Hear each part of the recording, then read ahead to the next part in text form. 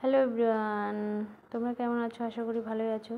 তো আমি আজকে দারুণ একটি রেসিপির সঙ্গে তোমাদের সঙ্গে নিয়ে চলে এসেছি। তো আমি আজকে করব বেগুনের একটি দারুণ রেসিপি।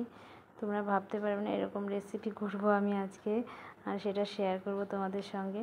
তো আমি প্রথমে বেগুনগুলো ভালোভাবে কেটে নিয়েছি। দেখো এইভাবে এই সাইজের কেটে নিয়েছি আর ধুয়েও নিয়েছি।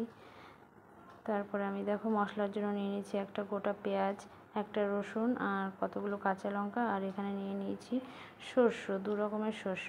তোমরা চাইলে যে কোনো এক রকমের শস্য দিয়ে করতে পারো, আর চাইলে পেস্ট কিনে এনেও করতে পারো।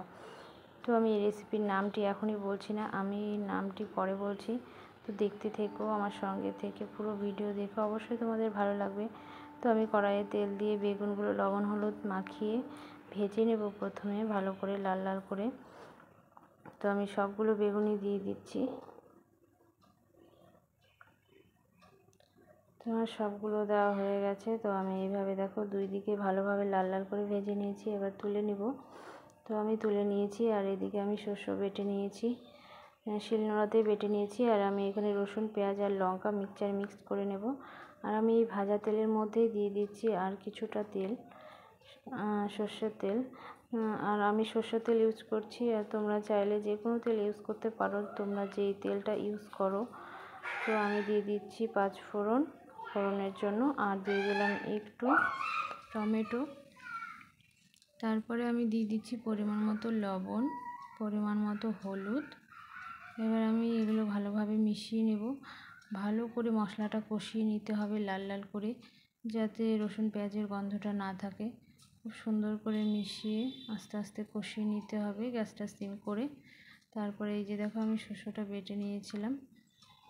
তো আমার মশলাটা মোটামুটি কষানো হয়ে এসেছে। তারপরে আমি এই যে শস্য বেটে রেখেছিলাম, আমি এর মধ্যে দিয়ে দিলাম ছোটো 1 গ্লাসের মতো জল।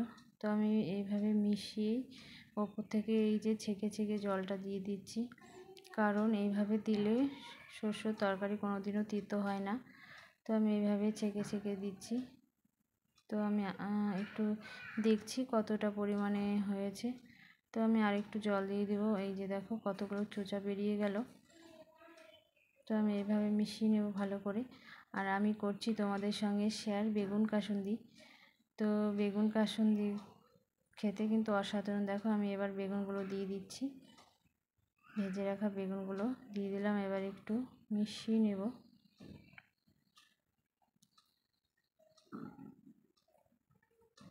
তো এইভাবে মিশিয়ে নিচ্ছি আমি ভালো করে।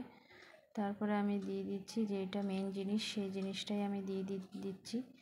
আমি দিয়ে দেব এখন কাসুন্দি, বড় চামচের 2 চামচের মতো কাসুন্দি দিয়ে দেব। মেন হচ্ছে কাসুন্দি, বেগুন কাসুন্দি এই রেসিপিটির নাম। তোমরা কিন্তু অবশ্যই ট্রাই করো, খুব ভালো লাগে খেতে। ভাত দিয়ে হোক, রুটি বা পরোটা দিয়ে হোক, সব কিছু দিয়ে কিন্তু খেতে অসাধারণ লাগে। তারপরে আমি ওপর থেকে দিয়ে দিলাম সর্ষের তেল। তারপরে 2টো কাঁচা লঙ্কা চিড়ে দিয়ে দিলাম, আর স্বাদ আনার জন্য একটু চিনি দিয়ে দিলাম। এবার আমি একটু মিশিয়ে নেব। মিশিয়ে নিলে আমার রেডি হয়ে যাবে বেগুন কাসুন্দি। দেখো কতটা গাঢ় হয়েছে আর কতটা পরিমাণে ভালো লাগছে দেখতে। কালারটাও কিন্তু খুব সুন্দর হয়েছে, আর গন্ধটাও কিন্তু খুব সুন্দর বেরোচ্ছে। তো আমার রেডি হয়ে গেছে, আমি নামিয়েও নিয়েছি। কালারটা কিন্তু খুব সুন্দর এসছে। তোমাদের কেমন লাগলো গাইস অবশ্যই কমেন্টে জানিও। আর যারা নতুন দেখছো অবশ্যই চ্যানেলটিকে সাবস্ক্রাইব করে দিয়ে আমার পাশে থেকো, পাশে বেল আইকন দাবাতে ভুলো না। সবচেয়ে প্রথমে আমার ভিডিও পৌঁছে যাবে তোমাদের কাছে। অন্য কোনো ভিডিওতে দেখা হবে। টাটা বন্ধুরা।